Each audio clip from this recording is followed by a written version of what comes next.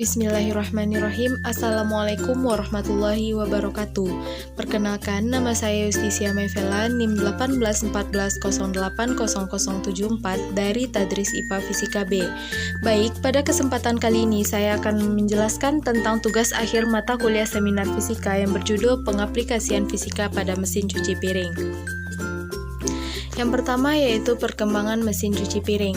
Teknologi mesin pencuci piring ini sudah ada di pasaran sejak ditemukan oleh Josephine Garis Conkren pada awal tahun 1880. Namun saat ini teknologi ini belum cukup populer di Indonesia. Mesin pencuci piring yang telah ada hanya menyemprotkan air dan sabun tanpa menggosok permukaan piring. Sedangkan menurut penulis, cara ini tidaklah efektif dengan jenis makanan di Indonesia yang rata-rata bersifat lengket dan tidak mudah dihilangkan, misalnya nasi maupun sambal kacang. Selain itu, harga yang mahal turut mempengaruhi mesin pencuci piring ini tidak terlalu populer di Indonesia. Oleh karena itu, mesin pencuci piring ini biasanya hanya digunakan di restoran, hotel, dan juga acara-acara besar. Josephine Conkren adalah penemu mesin cuci piring komersial pertama yang sukses. Ia lahir di Shelbyville, Illinois pada 1839. Ayahnya adalah seorang insinyur sipil dan kakek buyutnya, John Fitz, adalah seorang penemu yang mengetahui inovasi berkaitan dengan kapal uap.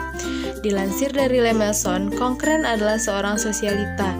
Ia dan suaminya sering menjamu tamu di rumah dan ia terbiasa dengan para pelayan yang mengerjakan pekerjaan rumah. Conkren tidak bermaksud membuat mesin cuci piring untuk mengurangi beban para pelayannya. Sebaliknya, gagasan itu datang saat ia merasa frustasi karena porselennya pecah akibat dicuci di wastafel dan terbentur. Conkren pun mencoba mencuci sendiri karena tugas itu memberatkan. Ia juga berpikir harus ada cara yang lebih baik sehingga ia merancang sebuah desain. Desain tersebut dirancang menggunakan jet air dan sebuah alat yang akan menampung peralatan kotor. Ketika Conkren mulai mengerjakan desainnya, suaminya meninggal dunia dan ia terlilit hutang. Kejadian tersebut membuat Conkren menciptakan model mesin yang sukses, meskipun pada 1850 tidak ada yang bisa berjalan dengan baik. Ia tetap bertekad bahwa mesinnya bisa memenuhi kebutuhan konsumen. Gudang belakang rumahnya adalah tempat Conkren bekerja. Ia mengukur piring dan memasang ruang dengan kawat agar sesuai dengan piring dan gelas yang kemudian ia letakkan di dalam roda.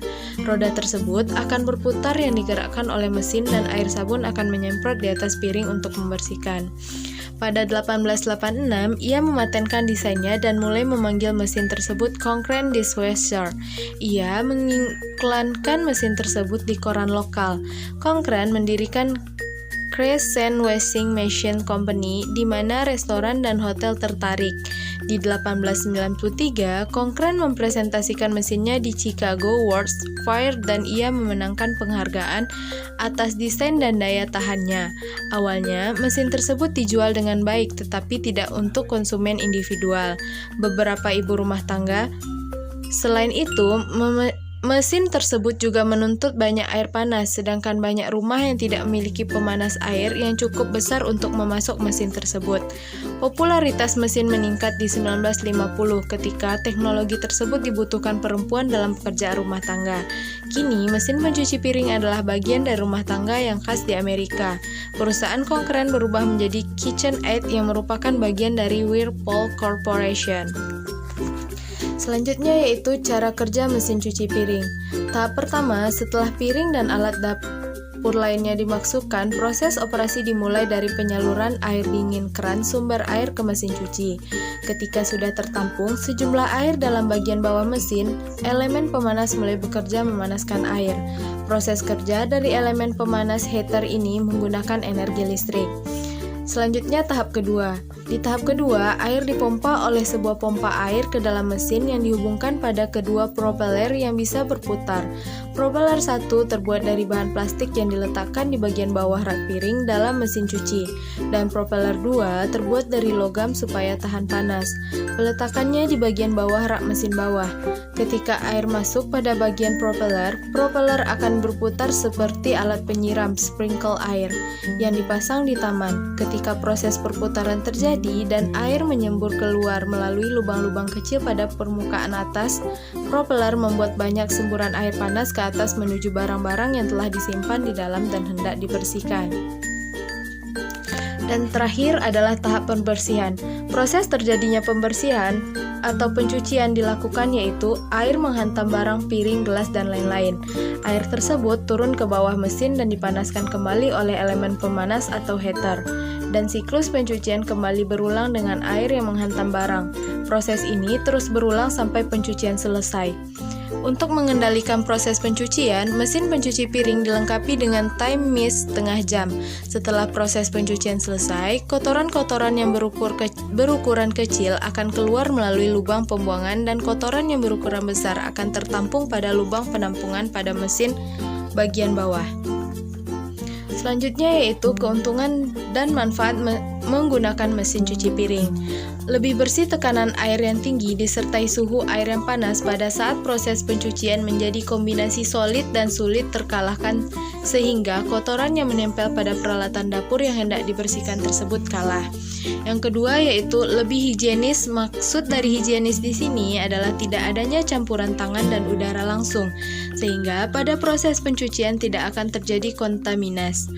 Yang ketiga yaitu waktu lebih efisien. Sudah jelas dengan menggunakan mesin pencuci piring, maka waktu yang diperlukan lebih cepat bila dibanding cara lama. Selain itu, efisiensi lain adalah sobat dapat mengerjakan pekerjaan lain sambil menunggu proses pencucian berlangsung. Yang keempat yaitu hemat air. Ini yang penting. Air yang diperlukan mencuci piring dan teman-temannya lebih sedikit karena air yang dialirkan menggunakan sistem semprot.